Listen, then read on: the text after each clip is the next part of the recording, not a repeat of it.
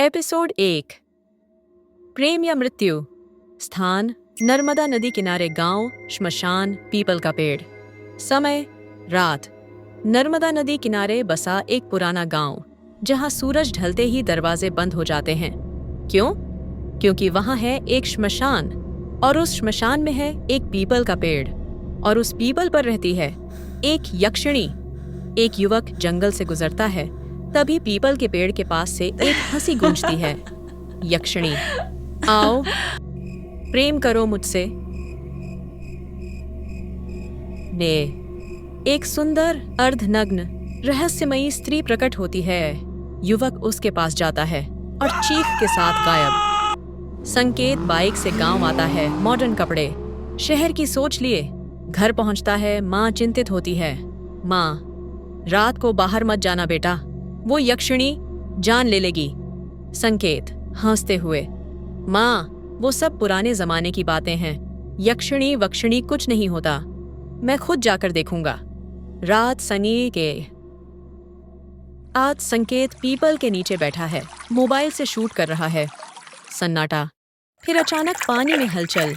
यक्षिणी जल से निकलती है, लंबे बाल, चुभती आंखें, मदहोश कर देने वाला रूप। यक्षिणी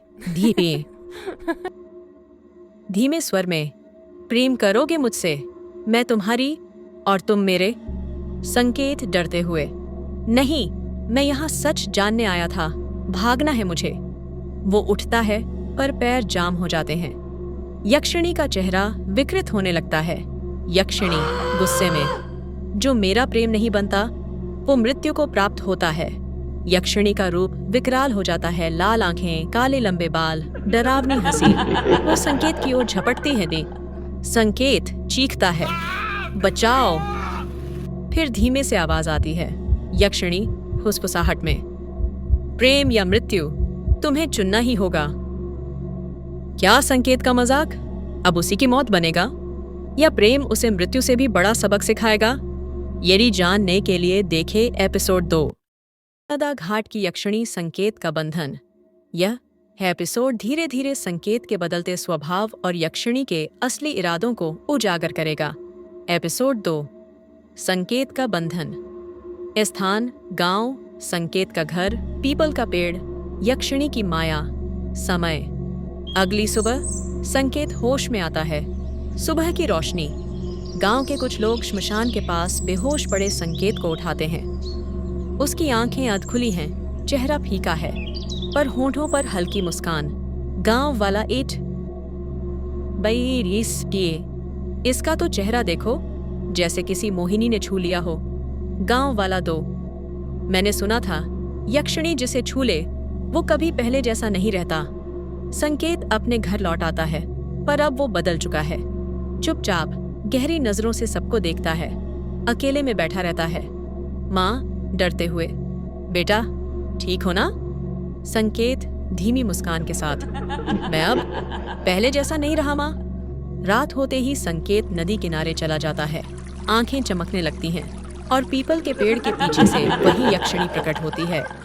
यक्षिणी, अब तुम मेरे हो संकेत, तुम्हारा शरीर, तुम्हारी आत्मा, सब मेरा है। संकेत मानो सम्मोहित, मैं तुम्हारे बिना अधूरा हूँ। यक्षिणी, अब हम साथ मिलकर और आत्माएं लेंगे, और मैं अमर बन जाऊंगी। संकेत अब यक्षिणी का माध्यम बन चुका है। वो गांव के आए नाव के लड़कों को रिझाने लगता है, और धीरे धीरे उन्हें भी उसी पेड़ की ओर ले जाता है। गांव में अफवाहें उड़ने लगती हैं। पिछले 2 हफ्तों में 3 युवक गायब हो गए। हर बार वो संकेत के साथ आखिरी बार देखे गए थे। संकेत अब कुछ और हो गया है, कुछ डरावना। गांव में एक बूढ़ा पंडित आता है, जो तांत्रिक विद्या जानता है। वह सबको चेताता है, पंडित, वो यक्षिणी फिर से जाग चुकी है, और अब उसके पास एक मनुष्य का माध्यम है, संकेत। अगर उसे रोका नहीं गया तो पूरा गांव भस्म हो जाएगा। रात पीपल के नीचे। यक्षिणी और संकेत एक दूसरे को आलिंगन में लेते हैं। संकेत धीमे स्वर में, अब तुम और मैं एक हैं, प्रेम या मृत्यु, अब फर्क नहीं पड़ता। यक्षिणी, हमारा प्रेम तुम्हारी मृत्यु से शुरू हुआ था, अब पूरे गांव की आत्माओं से पूर्ण होगा। दोनों की आंखें लाल हो जाती हैं, और अचानक एक और युवक की चीख गूंजती है। Episode ends to be continued.